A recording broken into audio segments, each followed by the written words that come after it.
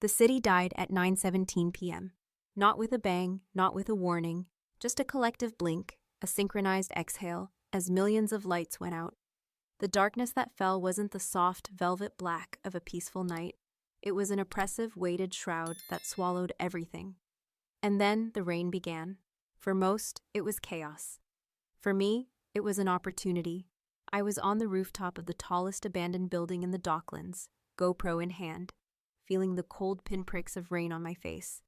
Below, Chicago was now a black velvet tapestry, stitched with the frantic threads of car headlights.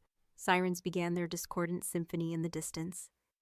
I'd spent the afternoon exploring this place, documenting its layers of forgotten history for my vlog, Urban Echoes. A citywide blackout during a storm? This was gold. Damn it, I muttered. The red LED on my GoPro blinked with alarming finality. The battery was dying. The storm was worsening, wind howling through broken window frames, turning my perch into a trap. It was time to go. The Uber app on my phone, which was clinging to 12% battery, sputtered to life. The screen glitched before finally quoting a price that was pure extortion. $87. I gave a bitter laugh but confirmed it anyway. The only other option was spending the night here, and I wasn't that crazy. Due to high demand and weather conditions, you have been matched with another passenger. Fantastic. A shared ride through the mini-apocalypse. The black sedan that slid to the curb had its wipers beating a frantic rhythm. I dove into the back, bringing the cold and damp with me. The driver just nodded, his face illuminated by the tense, low glow of his GPS. We moved through streets that had become dark rivers, a chaos navigated by instinct now that traffic lights were dead. The car stopped outside an old grand hotel where candles had been hastily lit in the lobby, casting long, dancing shadows. The back door opened and a man slid in. He brought with him the chill of the rainy night, but underneath it was another scent, something refined and complex. Sandalwood and worn leather, a scent that spoke of wealth and authority. He settled beside me, his silence heavier than the drumming of the rain on the car roof. In the near-total darkness of the cabin, I could only make out a silhouette. A perfectly tailored suit, damp at the shoulders, a large frame that filled the space, and a terrifying stillness, as if he were the eye of the storm raging outside. He didn't speak, just sat, a shadow within a shadow. I discreetly angled my GoPro, hoping to catch a few shots of the chaotic streets through the window. Its tiny LED blinked, a silent firefly. And then it happened. No gunshots, just a violent, screeching impact from behind. A roar of tortured metal that ripped through the night. My head slammed against the window, the world lurching. Our car was shunted forward, spinning sickeningly before jolting to a halt, pinned between two other vehicles that had blocked us in. Instantly, the doors of the other cars flew open. Figures emerged, not with guns, but with something more primal. Iron bars, knives that glinted in the rare flashes of distant lightning. They weren't shouting. They moved with a lethal silence, a singular purpose. Our driver cried out in terror. A window shattered, sending a spray of glass across the interior. I flinched back, pure survival instinct taking over. But the man beside me didn't. He moved with an impossible speed. One moment he was still. The next he was between me and the shattered window, his body a shield. A dull, heavy thump echoed as a tire iron slammed against the door where my head had been moments before. His hand clamped onto the back of my neck, not gently. Down! His voice was a low, sharp command that cut through the panic. My GoPro, still clutched in my hand, was now aimed directly at the chaos. In the low light of a dying phone screen and the far-off lightning, its wide-angle lens was recording everything. The masked faces, the brutality of the attack. The way the man beside me moved, not like a victim, but like a cornered predator. He'd produced a knife from inside his jacket, and in one fluid, devastating motion, he neutralized the nearest attacker through the broken window. The other door was ripped open. The driver was dragged out. "We have to go now," the man growled, his voice strung tight with tension. He didn't wait for a reply. One hand still gripping my neck, the other wrenched his door open. He pushed me out first, into the rain and the darkness, his body following a split second later, shielding me from threats I couldn't see. "Run!" His hand found mine, fingers locking with a grip that was painful but grounding. And we ran, plunging into a lightless city, with the sounds of violence and the roaring storm at our backs. My GoPro somehow was still recording. We dove into an alley where the darkness was thicker, deeper. The smell of wet garbage and old brick assaulted my senses. He pushed me into a recessed doorway, pressing his body in front of mine. A human wall shielding me from the world. I could feel the rise and fall of his chest as he fought to control his breathing, the warmth of him seeping through my drenched clothes. "Are you okay?" he whispered, his breath hot against my hair. I could only nod, my throat tight with fear. The only sound I could register was the frantic, wild drumming of my own heart. He eased back slightly, but remained impossibly close, a dominating presence in the narrow space. One of his hands still held the knife, its black blade seeming to drink the faint light that trickled in from the street. "The camera," he said. It wasn't a question. I looked down at my trembling hand, where the GoPro was still clutched like a lifeline. The red LED was out, the battery was dead, but I knew it had captured enough. "It recorded," I managed to say. "Everything." The silence that followed was absolute. Even the rain seemed to hold its breath. I could feel his eyes on me in the dark, a cold, calculating assessment. "I need the memory card." My instincts, honed from years of chasing stories and documenting truth, flared to life, overriding the fear. "No, this is evidence.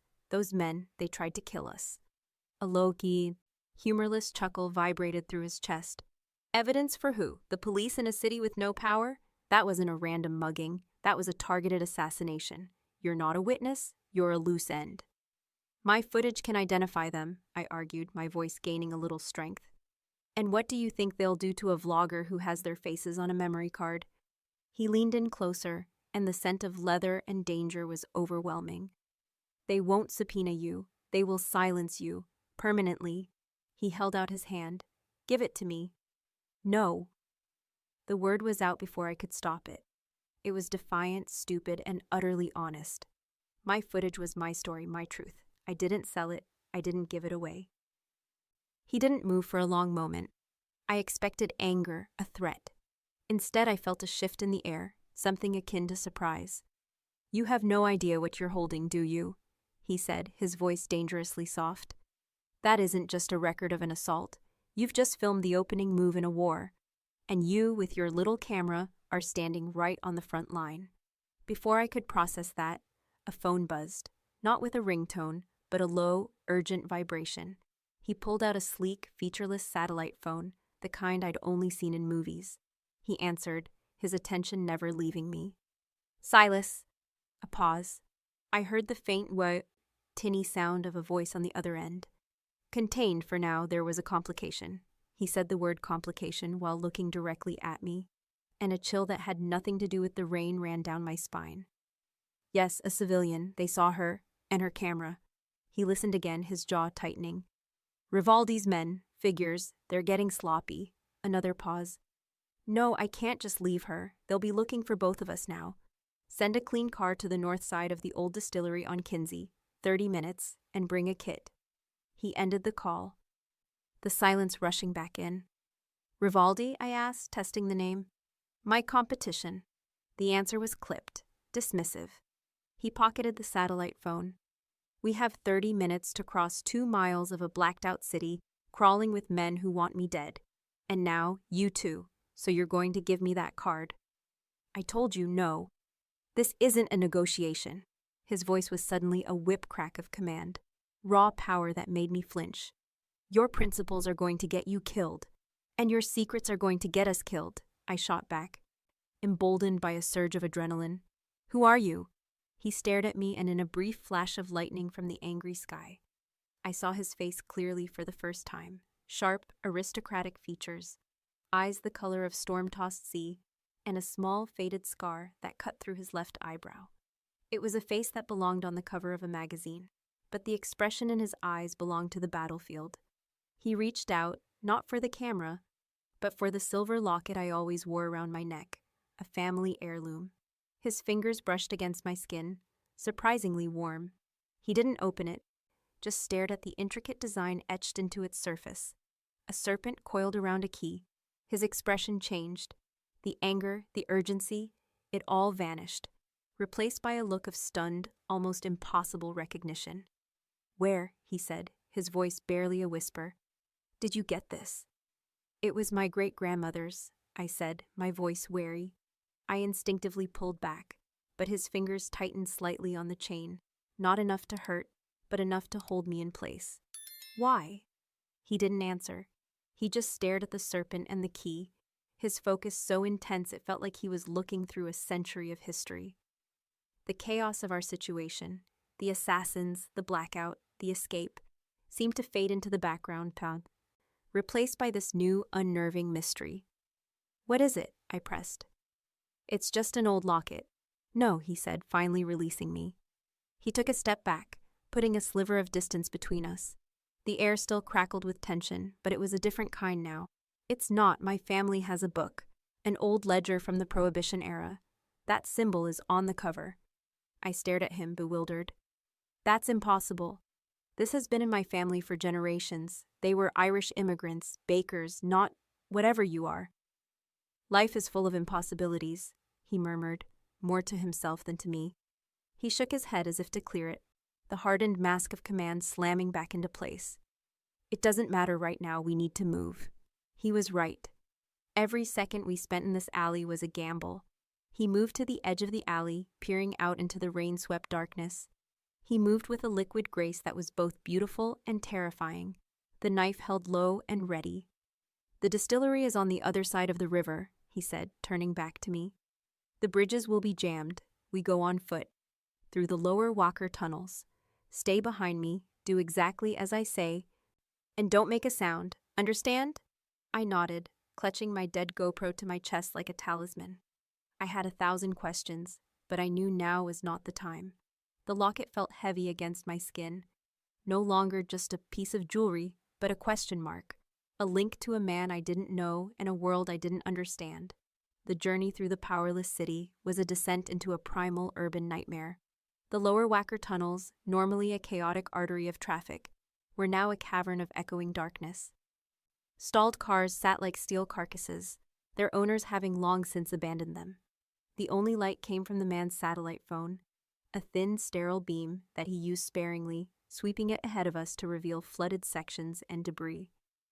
He moved with an unnerving familiarity, as if he had navigated the subterranean world 100 times before. He knew which service tunnels were shortcuts, which access ladders led to safer streets. More than once he froze, pulling me back into the shadows as a flicker of a flashlight or the murmur of voices echoed from ahead.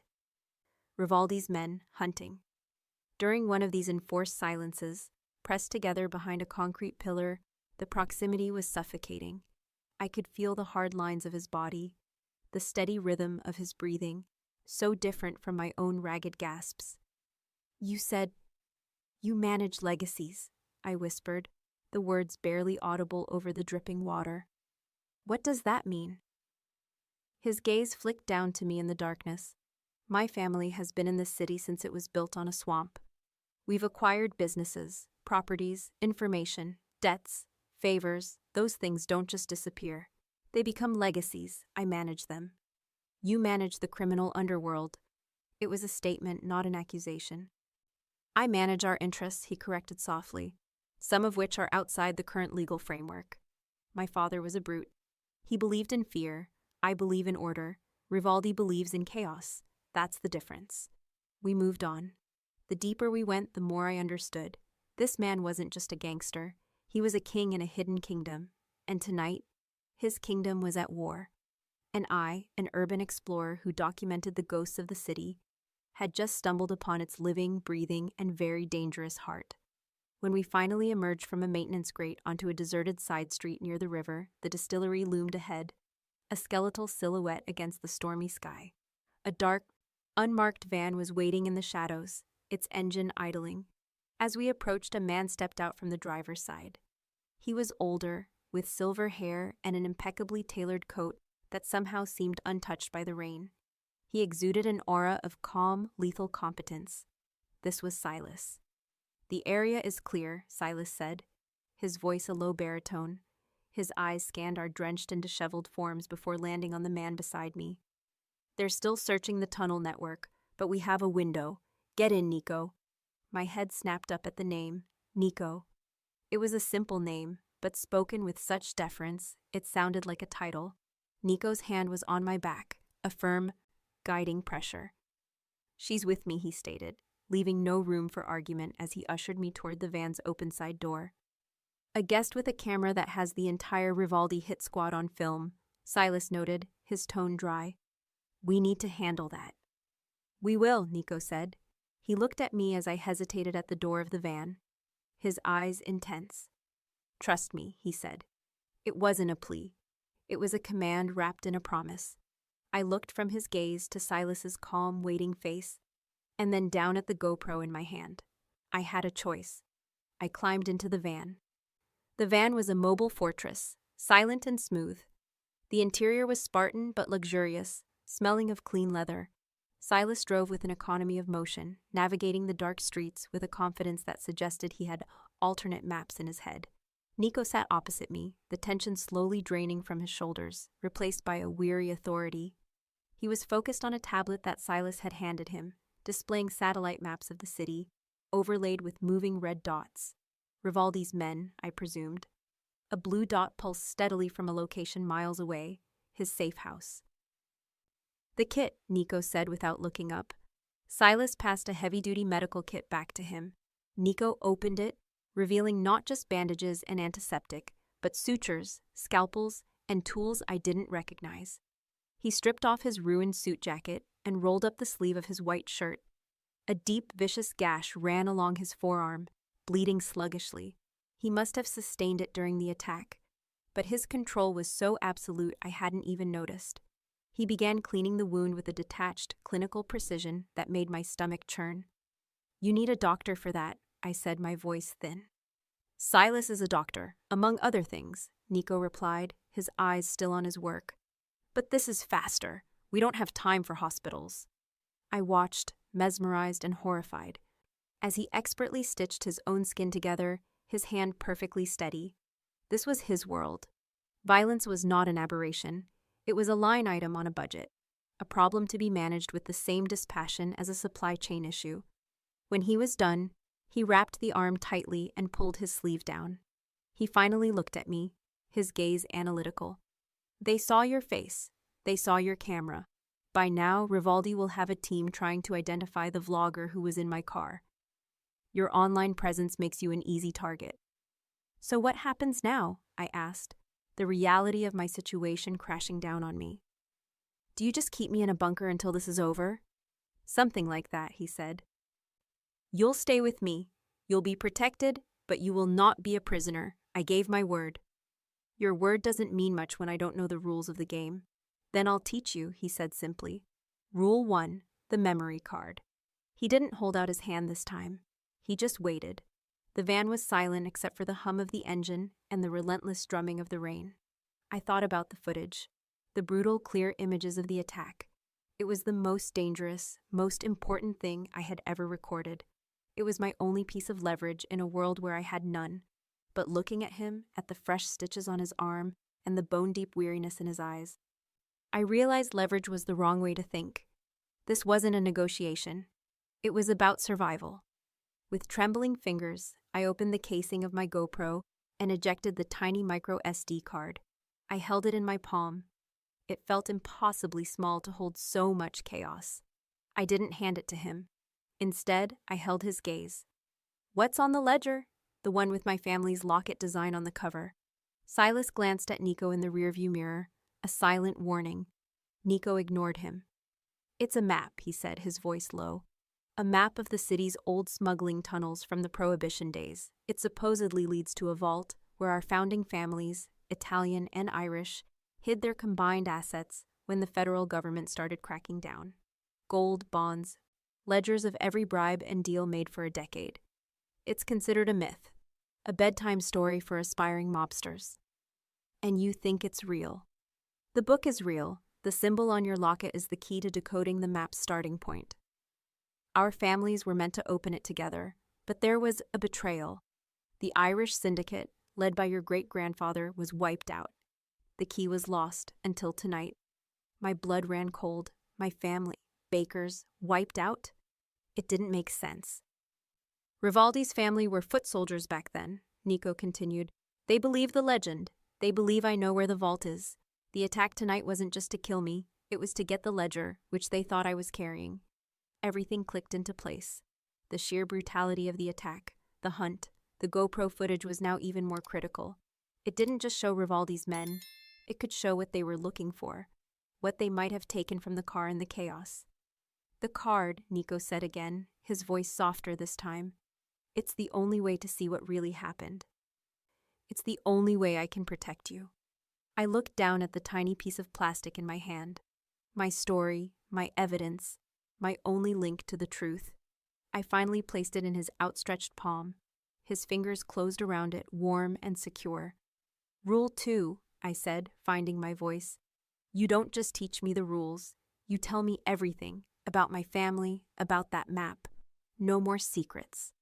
A ghost of a smile touched his lips. It was the first genuine expression I had seen on his face. He nodded slowly. Agreed, Luna. He knew my name. Of course he did. He had probably known it the second Silas had run my face through a database.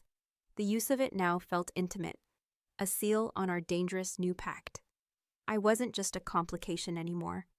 It's Luna O'Malley, I said, not as an introduction, but as a defiant claim to my identity, to this history that had just been unearthed. Nico's smile vanished, replaced by that same look of shock I'd seen in the alley, only deeper this time, mixed with a dawning horror. O'Malley, he repeated, the name tasting like a forgotten history.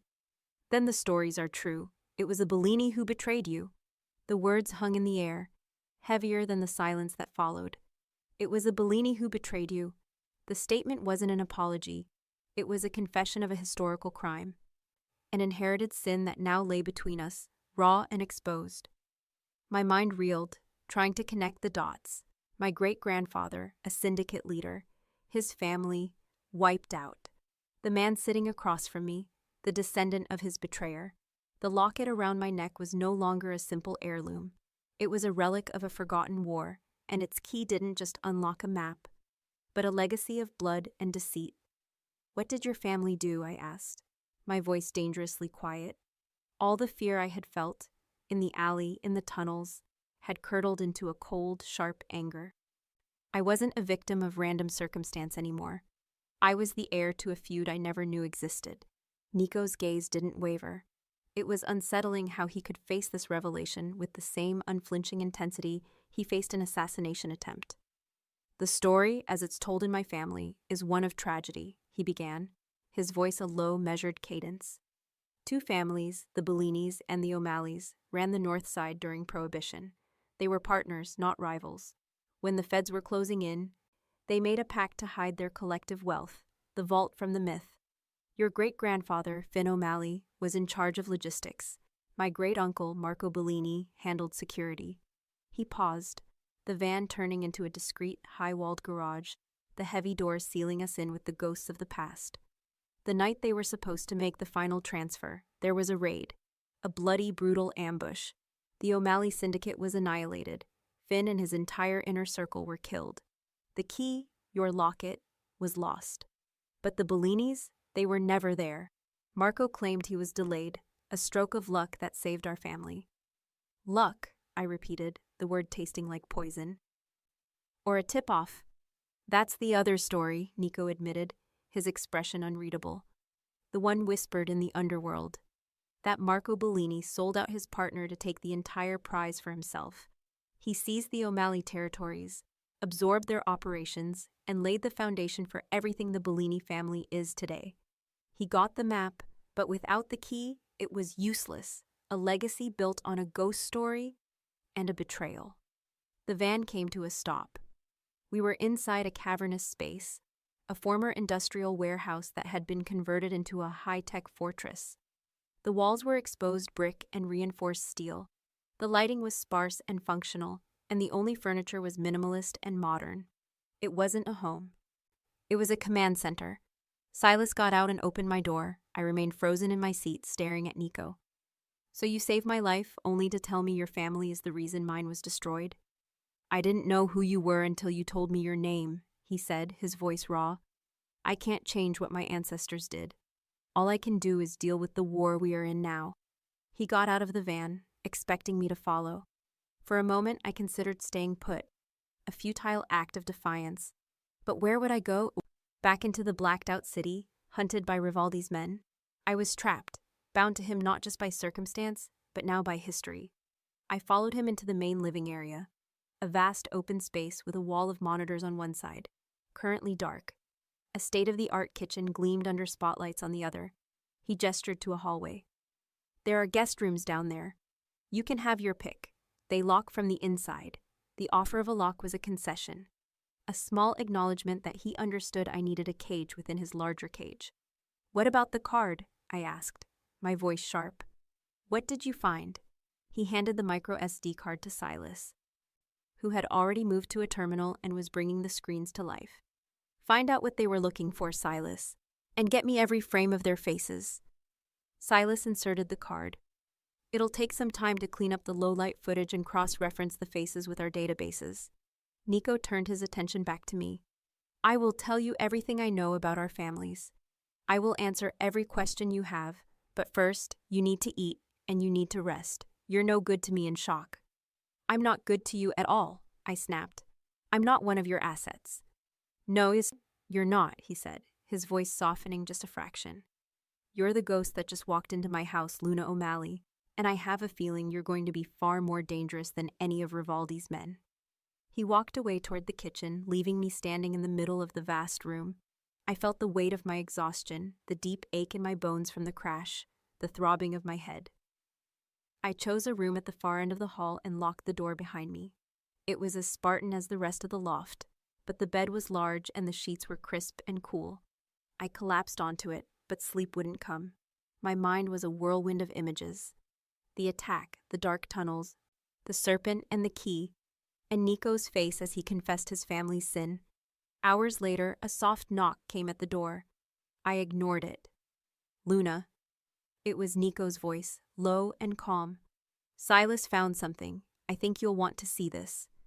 Curiosity warred with my anger and exhaustion. Curiosity won. I unlocked the door. He was standing there with a tablet in his hand, a plate of food in the other. He had changed into a simple black t-shirt and gray sweatpants, the bandage on his arm a stark white against his skin. He looked less like a king and more like a soldier after a long battle. On the footage, he said, holding out the tablet. It's not just the attack. He showed me the screen. Silas had isolated and enhanced a few seconds of the chaotic footage. It showed one of Rivaldi's men leaning into our crashed Uber, past the body of the dead driver. He wasn't looking for people. He was pulling a slim leather portfolio from a compartment under the driver's seat. The driver was a plant, I whispered. No, Nico said, his eyes dark. He was my courier. He was bringing me the ledger, the book with the map. Rivaldi didn't just target me tonight. He targeted the legend, and now he has the map. He looked from the tablet to my face. And you, with the key hanging around your neck, just became the most valuable person in this entire city. The weight of his words settled on me, heavier than the exhaustion that was pulling at my bones. The most valuable person in this entire city. It wasn't a compliment. It was a death sentence with a different name. Before, I was a liability, a witness to be erased. Now, I was a prize to be claimed. So he won't try to kill me anymore, I stated, the logic clicking into place with a horrifying clarity. My voice was flat, devoid of the anger from before, replaced by a cold, pragmatic dread. Nico looked up from the tablet, his stormy eyes meeting mine. No, he said, and the single word was more terrifying than any threat. He'll try to capture you, and I promise you, the second option is worse. Rivaldi will get the secret of that locket from you one way or another. The unspoken implication hung in the air. He would break me. The book is gone, Nico continued, his focus narrowing, shifting into the strategic mode I was beginning to recognize. He has the map, but it's useless to him as long as you have the key. He'll throw every resource he has into finding you. He already knows my face, I reasoned, my mind racing. He knows I was in the car. It's only a matter of time before he gets my name. We don't have time, a voice cut in. It was Silas, his face grim as he looked up from his own monitor. He already has it. I'm scrubbing your online presence as we speak, but the damage is done. Luna O'Malley, vlogger, Urban Echoes. He has your apartment address, your last known locations, everything. His men are already on the move. The floor seemed to tilt beneath my feet. My life, my carefully curated digital existence, was now a hunting map for a sociopath. My home, my favorite coffee shops, the parks I liked to photograph. They weren't places anymore. They were targets. Nico's focus became razor sharp. He didn't panic, he processed. Lock down this facility, Silas. Full security protocol. No one in or out without my direct authorization. Get eyes on every known Rivaldi front and start tracking his movements. I want to know where he is before he does. Silas simply nodded, his fingers flying across a keyboard, the wall of monitors coming to life with schematics and grids of the city. Nico turned back to me, closing the distance between us. He ignored the plate of food he had brought. The locket, let me see it. My hand went to my throat, covering it protectively. It was the only thing I had left. Of a life I understood, of a history I thought I knew. Handing it over felt like the final surrender. I'm not going to take it from you, he said, his voice softer, recognizing my fear. But our families designed it to be a lock and a key for a reason. There's more to it than just the symbol. I need to see it. Hesitantly, I lifted the chain over my head. The silver felt cold against my palm. I didn't give it to him, but I held it open for him to inspect. He took out his phone, using its bright light to illuminate the fine details. He never touched my hand, yet I could feel the heat radiating from him. My great-uncle's notes described it, he murmured, tracing the edges with his gaze. He called it the serpent's cipher. It's not just a key, it's a code. He pointed to the serpent's coiled body. These scales, they're not just decorative, they're characters. Old Gaelic by the look of it. He took a high-resolution photo with his phone and sent it to Silas. Run this through a translation matrix. Cross-reference with pre-20th century Gaelic dialects. See if it's a phrase, a name, a location. Then his attention shifted to the tiny, almost invisible clasp of the locket. And this, he said, is not a clasp. With a surgeon's precision, he pressed a specific point on the intricate silverwork. There was a faint click, and a tiny, almost invisible seam appeared along the locket's edge. It wasn't just a locket to hold a picture, it was a container. My breath hitched. I had worn this my entire life, and I never knew. He didn't open it. Instead, he looked at me, giving me the choice. It's your family's legacy, Luna. You should be the one. With trembling fingers, I worked my nail into the seam and pried it open. Inside, there was no space for a photograph. Instead, nestled in faded velvet, was a small, tightly rolled piece of parchment, yellowed with age. It was no bigger than my pinky finger, brittle and delicate. We unrolled it carefully on the steel countertop. It wasn't a map. It was a list of names and numbers, written in a spidery, archaic script. This isn't a map, I said, confused. No, Nico breathed, a look of dawning realization on his face. It's not. The book is the map. This is the legend. It explains what the symbols on the map mean. Without this, the map is just a drawing of old tunnels. But with it, he can find the vault, I finished for him. Which means, Bumwenkwa, Nico said, looking at me, the gravity of the situation sinking in. Rivaldi doesn't just need you for the key. He needs this parchment. He will tear the city apart to get his hands on it. Hiding is no longer an option. He straightened up, the strategist taking over once more. He walked over to the wall of monitors, where Silas was now pulling up historical blueprints of Chicago. Rivaldi thinks he's hunting us, Nico said, his voice ringing with a newfound dangerous energy. He thinks he has the prize and just needs the key. We're going to let him think that. While he's chasing ghosts, we're going to get the ledger back. He pointed to a specific blueprint on the screen. A grand, ornate building from the 1920s. Silas, get me everything you can on the Chicago History Museum. Rivaldi thinks the answer is in the tunnels. He's wrong. Nico's eyes found mine across the room, a spark of wild determination in them. The answer isn't where the tunnels go. It's where they began. The words hung in the air, electric with purpose. The Chicago History Museum. My mind, which had been a storm of fear and historical betrayal, suddenly found a focal point. For the first time since being pushed into that van, I felt a flicker of something familiar, the thrill of a puzzle, the allure of a forgotten space. "The museum?" I asked, stepping forward from the doorway, the plate of food forgotten. "Why there? What does it have to do with any of this?" Nico turned away from the wall of monitors, giving me his full attention. The strategist was gone, replaced by the historian, the keeper of secrets. My family, in its decades-long effort to appear legitimate, has been a significant benefactor of the city's cultural institutions. My grandfather donated a massive collection of architectural and city planning documents to the museum in the 1960s. He presented it as a gift to the city, a preservation of its history. "A tax write-off," I murmured, the cynicism of a journalist kicking in. "And a perfect hiding place," Nico countered. "The underworld runs on deception. The best place to hide a priceless historical ledger is in a building full of them, labeled as something else entirely. I believe the book Rivaldi's men took from my courier was a decoy, a very convincing fake I've been using for years. The real ledger, the original map, has never left the museum." Silas, ever the pragmatist, brought up a new schematic on the main screen. It was the museum's modern security layout. A web of red lines indicated laser grids, blue squares denoted pressure plates, and yellow circles marked motion and seismic sensors. "It's a fortress, Nico," Silas said, his tone grim. "Especially after the blackout. The museum is running on a priority power grid with its own generators. Security will be at maximum. We can't get in." I walked closer to the screen, tracing the lines with my eyes. They were right. A brute force assault was impossible. But they were looking at the problem like soldiers. I looked at it like an explorer. "You're looking at the wrong blueprints," I said quietly. Both men turned to look at me. "That's the post-1985 renovation layout," I explained, a surge of adrenaline sharpening my thoughts.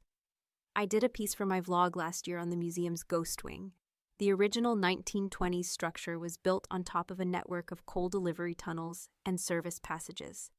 When they renovated, they sealed them off and built over them, but they didn't fill them in. They're not on any modern schematics because, officially, they don't exist." I pulled out my own tablet, its battery thankfully charged, and connected it to their system.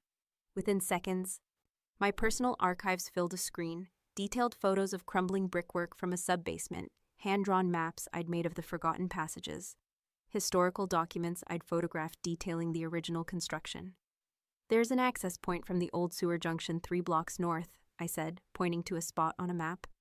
"It leads into the old boiler room. From there, a service elevator shaft, decommissioned but still there, goes straight up to the archives on the 3rd floor, bypassing all of this." I gestured to Silas's web of red security lines. A long silence filled the room. Silas stared at my screen, a look of grudging respect on his face. Nico looked at me, and for the first time, I felt like he wasn't seeing a complication or a victim or a ghost. He was seeing a partner, an asset. "Your vlog," he said, the ghost of a smile returning to his lips. "You do dangerous work." "I document the city's secrets," I replied. Turns out, I was only scratching the surface. "Can you get us in?" he asked. It was a simple question, but it changed everything. He wasn't telling me to stay behind anymore. He was asking for my help. "I can get me in," I clarified. "The passages are narrow and potentially unstable. One person moving quietly has a chance. A team would be detected instantly." "Absolutely not," Nico said, the protector instinct flaring up. "You're not going in there alone." "You don't have a choice," I argued, stepping up to him. "Your men can create a diversion and monitor from the outside, but I'm the only one who knows the route. I'm the key, remember, in more ways than one." Before he could protest further, Silas spoke, his eyes fixed on his monitor. "We have a problem," he said, his voice urgent. "A big one. I've been monitoring Rivaldi's network. He just made contact with someone on the inside, Robert Kane, the museum's head of acquisitions." My blood went cold. "Rivaldi doesn't need to break in," I whispered. "He's going to be let in." Nico's face was grim. "It's a race, and he has a head start." He looked from the blueprints to my research. Then back to me, his mind calculating, recalibrating. The hope of a stealthy retrieval was gone, replaced by a much more dangerous reality. "The plan has changed," he said, his voice low and intense. "We can't beat him there, so we're going to make sure he doesn't leave." He looked at me, and his eyes held a terrifying resolve. "This is no longer a heist, Luna. It's a trap. And you're not just the key. You're the bait." The word bait hung in the air, cold and sharp. I expected to feel a surge of fear, the same icy dread that had gripped me in the alley. Instead, I felt a strange, clarifying calm. For the first time, I wasn't just being swept along by the current of Nico's war. I was being handed a weapon. "Okay," I said, my voice steady. The two men looked at me, surprised by my quick acceptance. "If I'm the bait, I help set the trap." Nico's jaw tightened. This was the move of a strategist, born of necessity, but every protective instinct in him was clearly at war with it. "Luna, it's too dangerous. More dangerous than waiting for Rivaldi to hunt me down in the street," I countered, stepping closer to the monitors, taking my place beside them. "He thinks I'm a weakness, a vlogger who stumbled into the wrong car. Let's use that. Let him think he can control me." I looked at Nico, my gaze unwavering. "You said you'd teach me the rules. Well, the first rule of hunting is to understand your prey. I know how men like Kane, the curator, think. They're arrogant. They believe they're smarter than everyone else. He won't expect me to be anything more than a terrified girl." A look of understanding, of shared purpose, passed between Nico and me. He gave a slow, deliberate nod. "All right, we do it your way." "What's the plan?" The next hour was a blur of intense, focused strategy. The vast, empty loft transformed into a war room. Silas was the technician, his fingers a blur as he pulled up communications grids, hacked into the museum's internal servers, and mapped out digital blind spots. Nico was the commander, his mind a steel trap, anticipating Rivaldi's every move, planning contingencies for contingencies. And I was the architect. "Kane is head of acquisitions," I began, pulling up my own research on the museum staff. "He's vain. He's hosting a private, after-hours donor reception tomorrow night to show off a new collection. The blackout forced him to reschedule.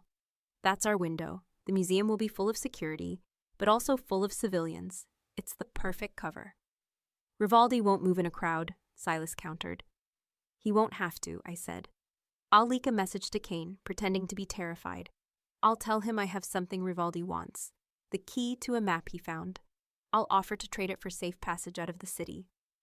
I'll agree to meet him during the reception in his private office, adjacent to the archives." Nico saw it immediately.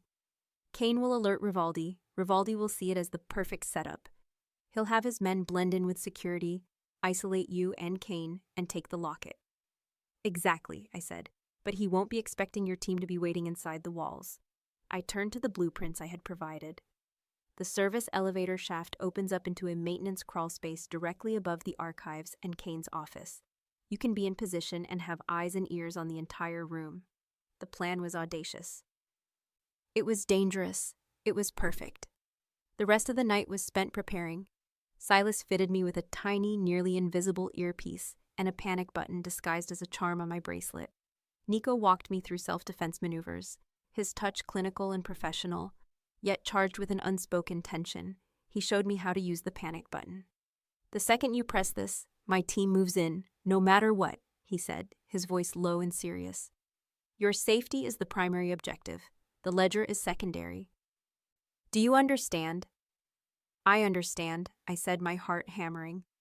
Just before dawn, when the plans were set and the teams were briefed, he found me standing by the large window, watching the first gray light of morning touch the sky. The city was slowly coming back to life, block by block, as power was restored. "You don't have to do this," he said quietly, coming to stand beside me. "Yes, I do," I replied, not looking at him. "This isn't just your war anymore. Rivaldi has the map because he was hunting me. Your family betrayed mine. There are ghosts between us, Nico. Maybe this is how we start to lay them to rest." He was silent for a moment. Then his hand found mine, his fingers lacing through my own. "My father used to say that the Bellinis don't believe in ghosts. We believe in debts, and my family owes yours a debt that can never be repaid." His thumb brushed against my knuckles. "But I'm going to start trying." He pressed a small, cold object into my other hand. It was a fountain pen, heavy and exquisitely made. It's a recording device, high fidelity, just in case Kane says something useful before Rivaldi arrives. Click the top once to start, once to stop. He paused. And if things go wrong, it's also a weapon. The nib is reinforced titanium. Aim for the eye. I closed my hand around the pen. It was a reminder of the world I was about to walk into, a world of beautiful, deadly things. The next evening, I stood across the street from the Chicago History Museum. The grand building was ablaze with light, elegant guests arriving in black cars. I was dressed in a simple, dark blue cocktail dress, my hair pulled back, the silver locket a cold weight against my chest. In my small clutch were my phone, the pen, and a press pass that identified me as a freelance journalist covering the event. It was the perfect cover story. Through my earpiece, I heard Silas's calm voice. "Comms check, Luna." Loud and clear, I whispered back. "Nico and the team are in position. We have eyes on the perimeter. Rivaldi has 3 cars circling the block. He's here. The trap is set." Then another voice, lower, more personal. Nico's. "Just get the ledger and get out. I'll handle the rest. Be safe." I took a deep breath, the cool night air steadying my nerves. I looked at my reflection in the dark glass of a storefront. I didn't see a terrified vlogger anymore. I saw a woman with a history to avenge and a future to fight for. I saw a hunter. "Showtime," I murmured and walked into the lion's den.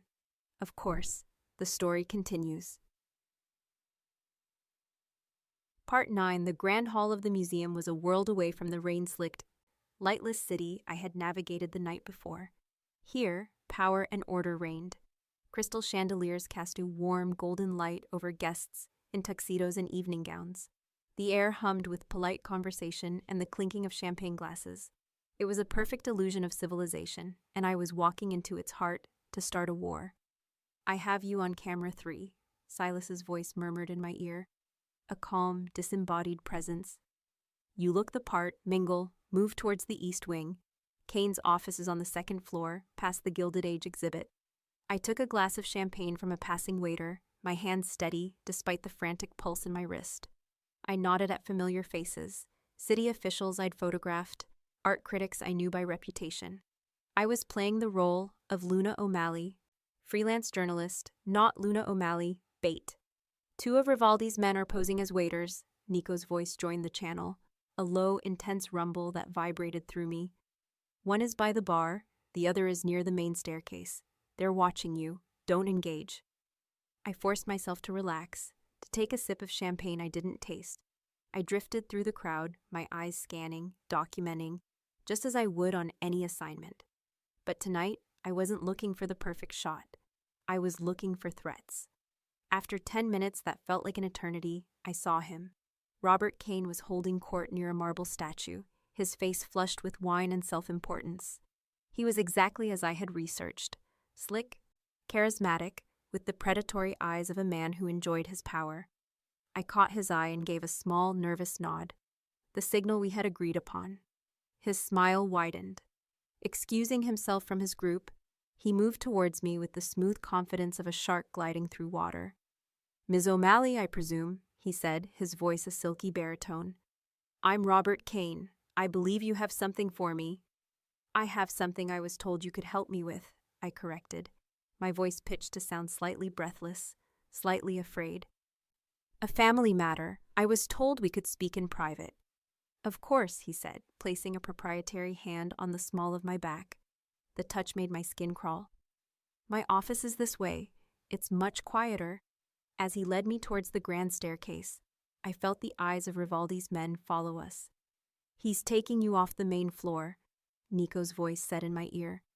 "You're entering the kill zone. Stay sharp. We are right with you."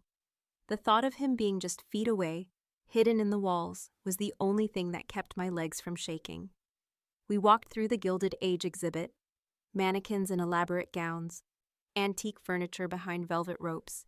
It was a gallery of ghosts, a fitting prelude to the history I was about to confront. Kane's office was opulent, filled with antique maps and artifacts that were probably museum property. He closed the heavy oak door behind us, and the cheerful sounds of the party vanished. replaced by a thick, suffocating silence. The room was soundproofed. Now, Kane said, his charming facade dropping away, replaced by cold impatience. The item, let's not waste time. First, you tell me how I get out of the city, I stalled, my hand tightening around the clutch in my purse. That was the deal. A slow, cruel smile spread across his face. There seems to have been a misunderstanding about the terms of your departure. A door I hadn't noticed, concealed in a paneled wall, swung open. Rivaldi stepped out. He was older than I expected, with cold, intelligent eyes and a stillness that mirrored Nico's, but lacked its honor. It was the stillness of a spider at the center of its web. Ms. O'Malley, Rivaldi said, his voice smooth as silk. Thank you for coming, and for bringing my property with you. My heart hammered against my ribs, but my face remained a mask of terrified confusion, just as we had practiced. I don't know what you're talking about. Don't play games, Rivaldi said, stepping forward. The locket, the one passed down from Finn O'Malley, the key to a fortune my family should have had 80 years ago, and the parchment inside it, handed over. This was it. My thumb found the top of the pen in my purse. I clicked it once. The recording started. This is about a myth? I asked, feigning disbelief. An old mobster story? History has a way of becoming myth when the victors write it, Rivaldi sneered. The Bellinis stole what was rightfully ours. Tonight, I'm simply correcting a historical injustice. Now, the locket. He nodded to Kane. The curator's arrogance had been replaced by a nervous sweat. He took a step towards me. I took a step back. He's too close. Nico's voice was a razor's edge in my ear. If he touches you, press the button. I'll give it to you, I said, my voice trembling. Just let me go. I don't want any part of this. My hand went to my neck, fumbling with the clasp of the locket. My fingers were slick with sweat. Rivaldi laughed, a dry, rattling sound. You became a part of this the moment you stepped into Nico Bellini's car. He has a weakness for strays. It will be his undoing. He gestured impatiently. Now. As Kane reached for me, I let the locket fall from my fingers. It hit the plush carpet with a soft thud. It was a tiny, insignificant sound. But in the silent, tense room, it was a gunshot. Both men's eyes followed it down. That was the only distraction I needed. I lunged, not away, but forward. I brought the titanium-tipped pen up in a sharp, brutal arc, driving it into the soft flesh of Kane's outstretched hand. He screamed, a high, piercing sound of shock and pain, stumbling back and clutching his impaled hand. Rivaldi's eyes widened in surprise, his hand flying to a weapon under his jacket. But it was too late. My thumb slammed down on the panic button on my bracelet. Now, Luna, Nico's voice roared in my ear. The ceiling above us exploded downwards, not with a bomb, but with the quiet, devastating efficiency of a planned assault. A section of ornate plasterboard shattered as two figures, clad in black tactical gear, dropped into the room from the crawlspace above. Their silenced weapons already spitting fire. The sound of Rivaldi's men rushing the office door was met with a volley of suppressed shots from the hallway. The trap had been sprung, the hunt was over, and the war had just begun. Chaos erupted in the soundproofed room. It was swift, brutal, and ruthlessly efficient. The two men who dropped from the ceiling moved with a lethal grace, their silenced weapons neutralizing Rivaldi's personal guards before they could even raise their own. One of the men was Nico. I didn't freeze. As Kane shrieked and stumbled back, I dove behind a heavy oak desk, the sounds of the struggle a strange, muffled counterpoint to the adrenaline singing in my ears. Through the gap between the desk and the floor, I saw everything in fragmented, terrifying snapshots. Rivaldi, caught completely by surprise, managed to draw his weapon, but he never had a chance to use it. Nico moved like a phantom, closing the distance in 2 strides. The crack of bone was sickeningly loud as Nico disarmed him, breaking his wrist with a single, calculated twist. Rivaldi crumpled to his knees, his face a mask of agony and disbelief. The hallway is clear, Silas's voice reported calmly in my ear. Exits are secure. Chicago PD has received an anonymous tip about an armed robbery at the museum. Estimated response time is 4 minutes. 4 minutes. While Nico subdued Rivaldi, my eyes darted around the room. I saw the slim leather portfolio, the real ledger, on a side table where Kane must have placed it. As one of Nico's men secured Rivaldi with zip ties, Kane, clutching his bleeding hand, made a desperate scramble for it. "No, you don't," I snarled, scrambling out from behind the desk. I snatched the ledger an instant before his fingers could close around it, the old leather cool and solid in my hands. I had it. The immediate threat was over. The room was still, save for the ragged breathing of the captives. Nico's men were ghosts, melting back towards their entry point.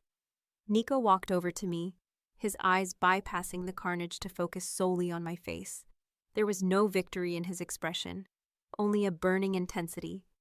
"Are you hurt?" he asked, his hands coming up to frame my jaw, his thumbs gently brushing away a smudge of dust from my cheek. "No," I breathed, my heart still pounding a frantic rhythm against my ribs. "Are you?" "No," his gaze dropped to the ledger clutched in my hands, then back to my eyes. A flicker of something, pride, respect, shone in their depths. "You did well, Luna." I had good teachers. 2 minutes, Silas's voice cut in, pulling us back to reality. "We need to be gone." Nico nodded, his focus shifting back to the mission. He grabbed a stunned and bleeding Kane by the collar.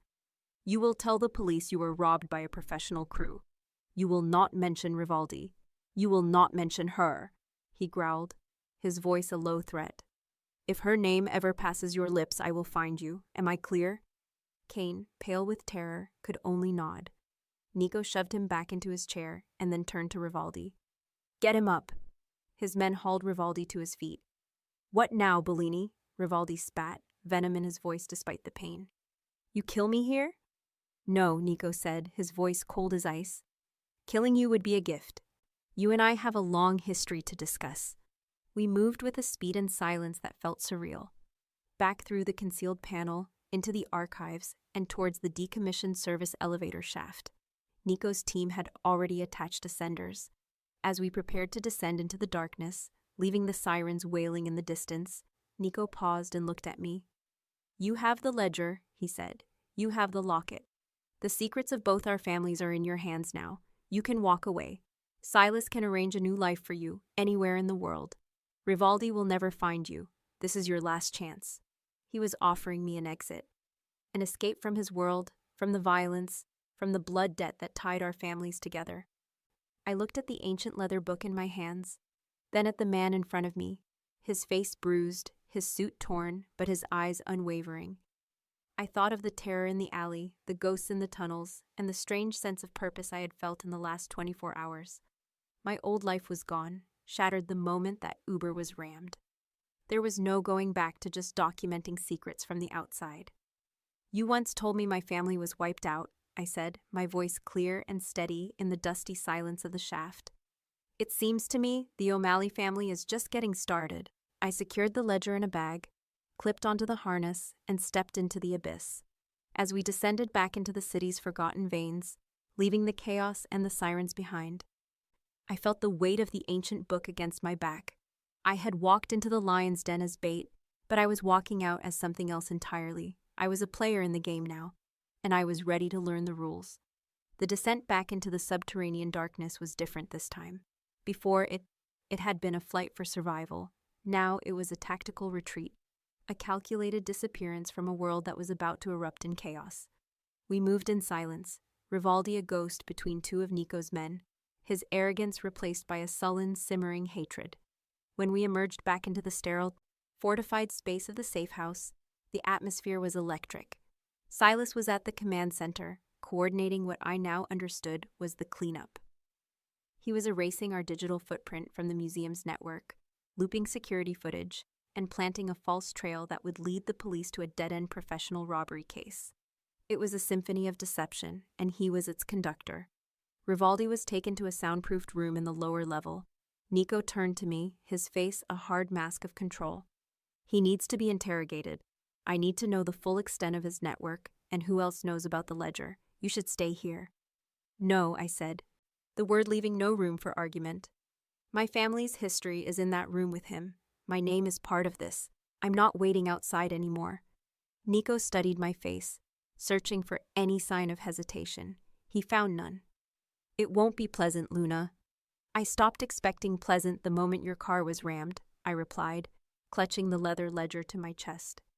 I need to hear it from him myself. He gave a single sharp nod. Stay behind me. Don't speak unless I ask you to.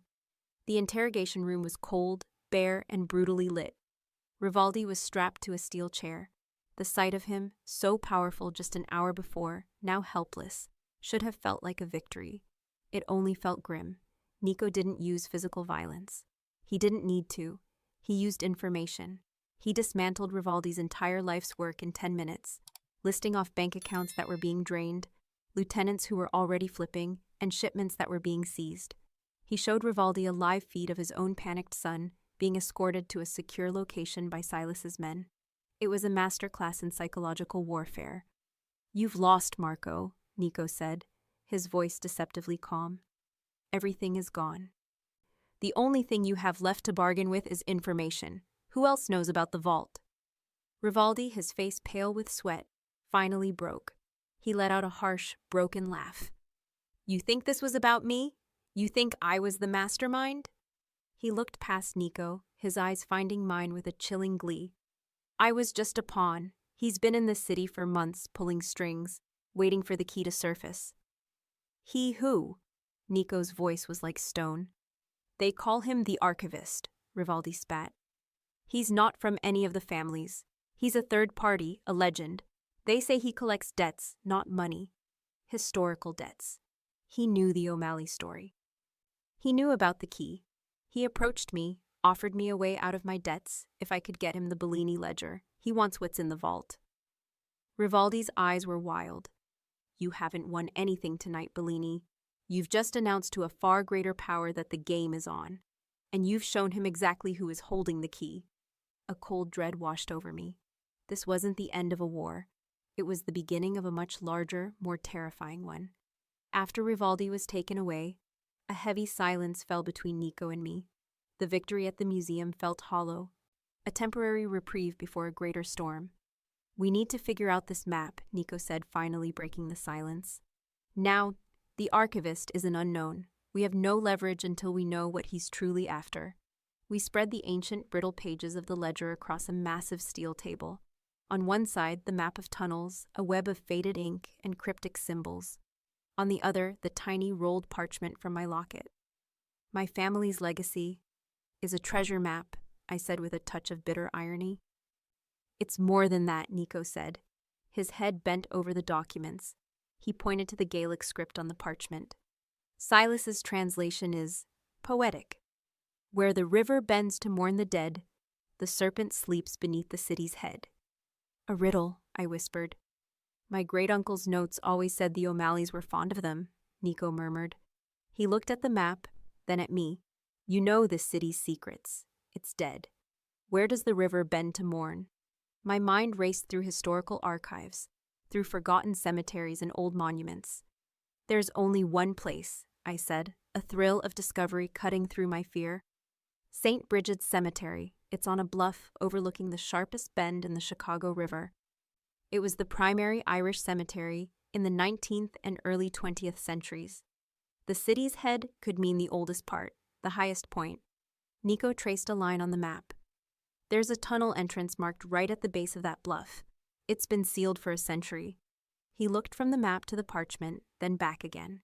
His eyes lit up. It's a cipher, the names on the parchment. They're not just names, they're grave markers. The numbers must be coordinates. The path isn't in the tunnel. The path starts at the graves. It was a moment of pure exhilarating connection. Our two histories, our two legacies, clicking into place. We had the starting point. For a moment, we had hope. And then Silas's voice cut through the comms, sharp and urgent. Nico, we have a problem. What is it? Nico asked, his body instantly tensing.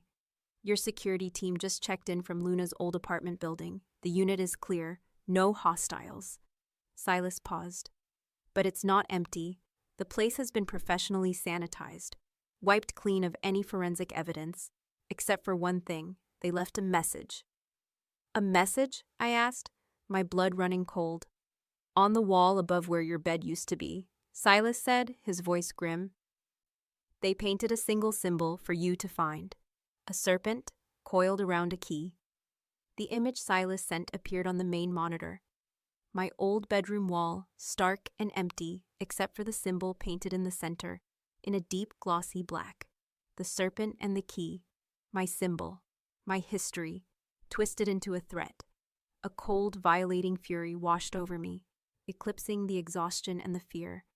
He had been in my home. He had walked through my life, touched my things, and left his mark like a predator claiming territory. "He's sending a message," Nico said, his voice a low growl. His hands were clenched into fists at his sides.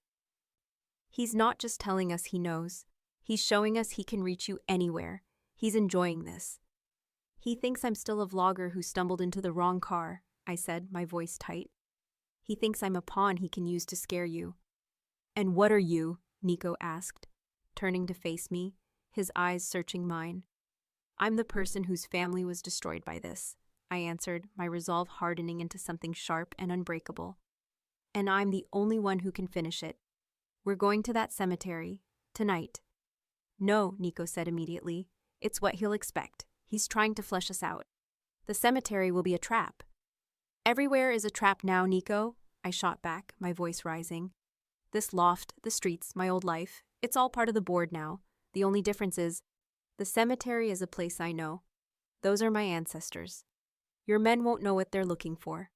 They'll see names on a stone. I'll see a history. I'm going." It was the first time I had directly defied an order.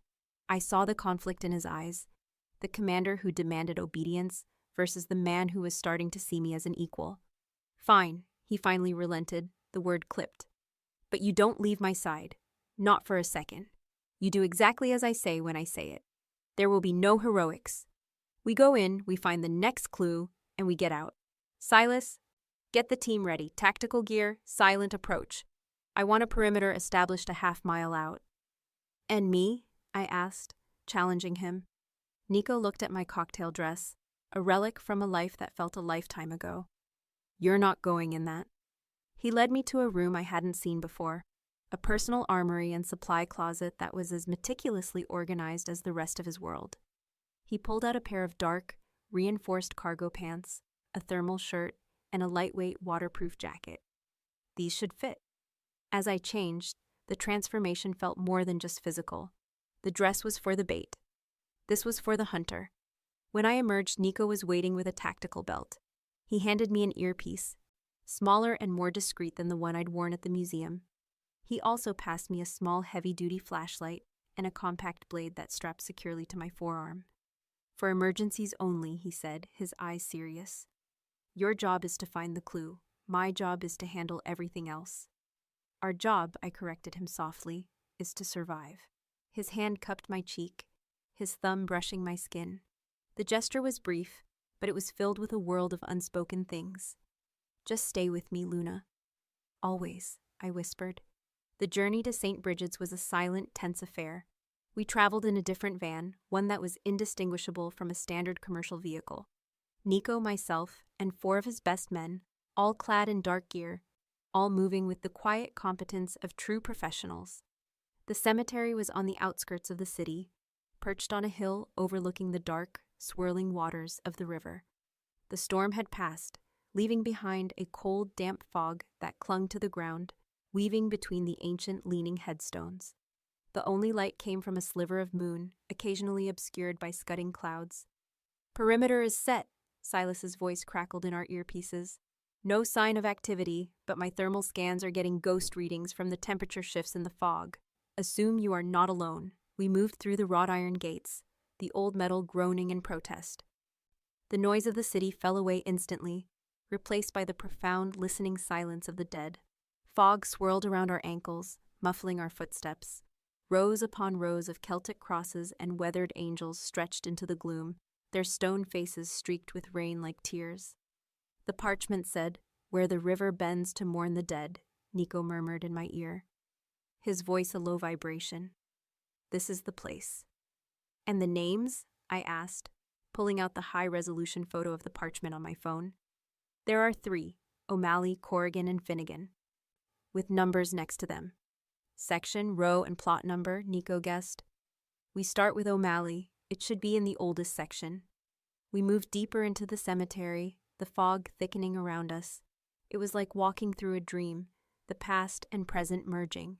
These were my people, my ancestors, their stories written in the weathered stone all around me. I felt a strange sense of belonging, of coming home to a place I'd never known. We found the O'Malley family plot in the oldest part of the cemetery, right on the edge of the bluff. The names were nearly worn away by a century of wind and rain. Finn O'Malley, I breathed, running my fingers over the faded inscription of my great-grandfather's name. I was here. This was real. The numbers for O'Malley are 4128, Nico said, his flashlight beam cutting through the fog. Section 4, row 12. This is it. Plot 8. He centered the beam on the gravestone. There was no secret switch, no hidden panel. It was just a simple stone cross. What now? One of Nico's men asked. The riddle, I whispered, my mind racing. The serpent sleeps beneath the city's head. We're the city's head, the highest point. The serpent is below us. My eyes went from the grave to the steep bluff it rested upon. It's not on the grave, it's under it. I dropped to my knees, ignoring the damp earth, and felt along the stone base of the plot. My fingers brushed against something that wasn't stone. It was a small iron ring, rusted and almost completely hidden by overgrown moss, the head of a serpent. As my fingers closed around it, a twig snapped in the darkness behind us. Instantly, Nico and his men were in combat stances, weapons raised, forming a protective circle around me. Silas, report, Nico commanded into his comm. I have movement. Silas's voice was tense. Multiple contacts, converging on your position from all sides. They were already here. They were waiting. The trap wasn't at the cemetery. The cemetery was the trap. From the fog all around us, figures began to emerge. They were silent, clad in black, and their weapons gleamed in the faint moonlight. We were surrounded, outnumbered, and I was still on my knees, my hand frozen on the serpent's head. The first key to a treasure I might never live to find. The world dissolved into a maelstrom of disciplined violence. The figures emerging from the fog were not street thugs. They moved with the silent, coordinated precision of a military unit. Nico's men, though outnumbered, were just as professional, using the ancient tombstones as cover, their suppressed weapons answering the attackers with controlled, deadly bursts. Luna, the ring, now! Nico's voice was a low command in my ear, even as he fired 2 shots into the advancing darkness. My fingers, numb with cold and fear, fumbled with the rusted iron serpent. I pulled. It didn't budge. It was frozen by a century of rust and neglect. It's stuck, I yelled, my voice swallowed by the eerie silence between shots. One of Nico's men cried out, a sharp grunt of pain as a bullet found its mark in his leg. He went down, immediately dragged behind a large marble angel by a teammate. There's no time. Nico was beside me now, his body shielding mine, his weapon spitting fire into the fog. What does it do? I don't know. It has to turn or push or... My mind was racing, trying to think like an engineer, like a puzzle maker from the 1920s. The serpent's eye, a small nub of iron, was the only feature. I pushed it. A low, grinding sound of stone on stone echoed from beneath us. A sound that cut through the muffled gunfire. The ground beneath my great-grandfather's headstone shifted. A section of the earth, stone and all, began to recede, revealing a dark, gaping maw leading straight down into the earth. A hidden entrance. The tunnel, Nico yelled. He grabbed his injured man. Silas, we're going dark. Collapse the entrance behind us. Understood. Good luck, was the calm reply. One by one, Nico's men provided covering fire, while the others descended into the darkness. Nico practically threw me into the opening. I landed on a set of steep stone steps, the air instantly cold and smelling of damp earth and something else, something ancient and forgotten. Nico came last, pulling the heavy stone slab partially closed behind us, just as a small, metallic object clattered down the steps. A flashbang. He kicked it away into the darkness an instant before it erupted, filling the passage with a blinding white light and a deafening roar. We were plunged into absolute, disorienting blackness. The grinding sound from above signaled the heavy stone sealing us in completely. We were safe from our pursuers, and we were trapped. The silence that followed the explosion was absolute, broken only by the pained breathing of the injured man and the frantic pounding of my own heart. The darkness was total, a physical presence that pressed in from all sides. "Status report," Nico's voice cut through the black, calm, and authoritative. "Leo's hit in the thigh, bleeding, but it looks clean," another voice answered. "We're all accounted for." "Luna?" Nico's voice was closer. "I'm here," I breathed, my hand still clutching the flashlight he'd given me. I switched it on, its powerful beam cutting a sharp cone through the oppressive dark. We were in a narrow, brick-lined tunnel. The air was thick with the smell of wet earth and decay. This was it. A real Prohibition-era smuggling tunnel. For the next few hours, we moved through the forgotten veins of the city. I was no longer the bait. I was the guide. The ancient ledger, now in Nico's hands, was our map.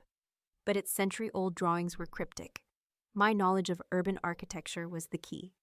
I recognized the brick patterns of different construction eras, the style of the support beams, the subtle changes in the tunnel's design that indicated we were passing from an Irish-built section to an Italian one. We stopped once to tend to Leo's leg. As Nico expertly dressed the wound, his hands sure and steady, I watched him. In the confined space of the tunnel, lit only by our flashlights, he seemed less like a king and more like a soldier responsible for the lives of his men. "You're good at this," I said quietly. "I've had too much practice," he replied without looking up. He finished the bandage and met my gaze. "Thank you, Luna, for what you did up there. You saved us." "We saved each other," I said. It was the simple truth. Our partnership was no longer a negotiation. It was a reality, forged in chaos and sealed in darkness. Finally, after what felt like an eternity, the tunnel ended, not at a cave-in or a wall, but at a perfectly preserved circular steel door, bearing the faint, tarnished engraving of a serpent coiled around a key. The vault. It wasn't in a bank or a basement. The tunnel had led us to a hidden sublevel of the Federal Reserve Bank of Chicago, a place so secure, so audacious, that no one would ever think to look for it. The legend was true, Nico breathed, running his hand over the cold steel. There was no visible lock, no handle. But in the center of the door, at the heart of the serpent's coil, was a keyhole. I looked at the locket still hanging around my neck. The key in the symbol. It wasn't just a design. With trembling hands, I took off the locket. The key-shaped part of the design was, in fact, a separate piece of silver. I worked it loose and held it in my hand. The key. I inserted it into the lock. It fit perfectly. With a deep groaning sound of gears that hadn't moved in a century, the massive door swung inward. The air that wafted out was cool, dry, and smelled of paper and time. We stepped inside. It wasn't a room full of gold bars. It was a library.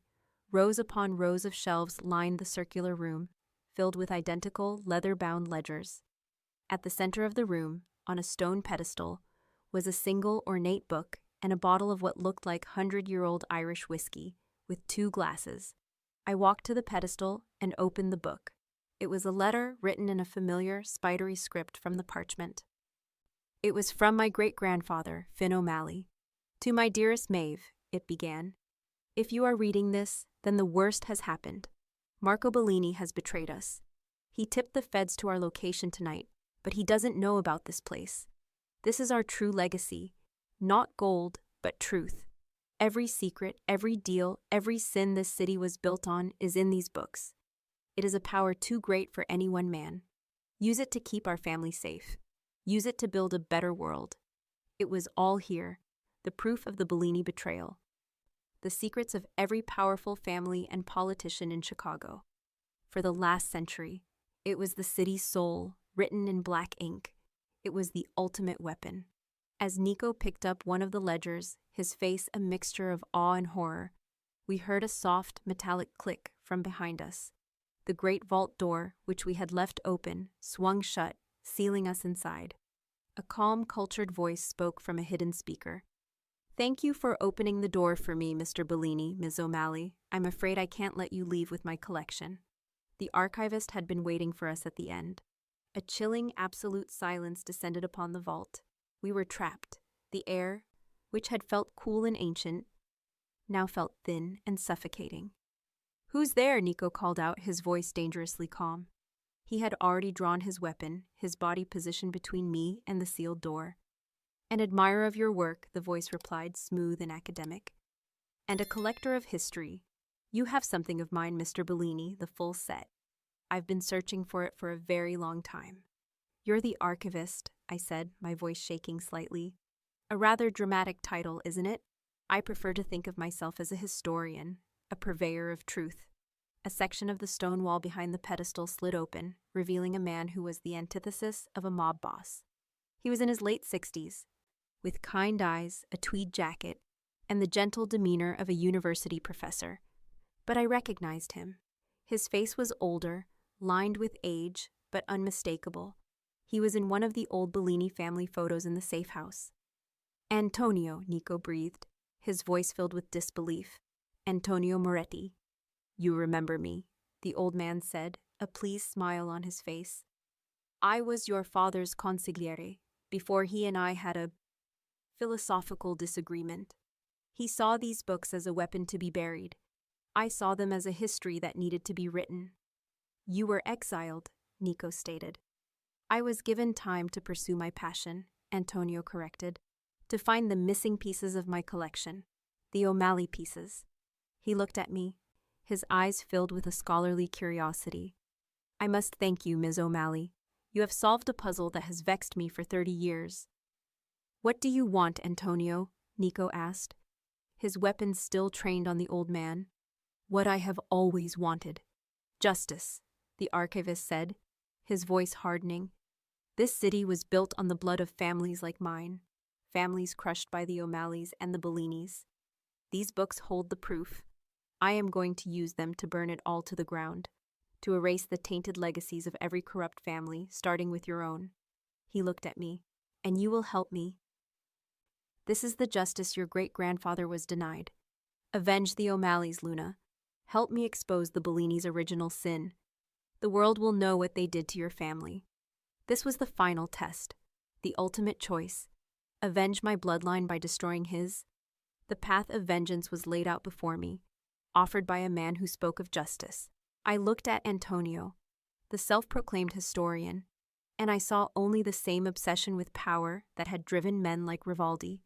Then I looked at Nico, a man born into a world of violence, but who was actively trying to build something better. A man who had protected me, trusted me, and stood by my side. "No," I said, my voice clear and strong. "My family's legacy isn't vengeance. It's building a better world. That's what my great-grandfather wrote. And you can't do that with fire and ash." Antonio's kind face fell, replaced by a look of cold disappointment. "A pity, I had hoped you would understand." He raised a small remote. "Then you can simply share their fate." He pressed the button. Instead of an alarm, a low hiss filled the room. Gas.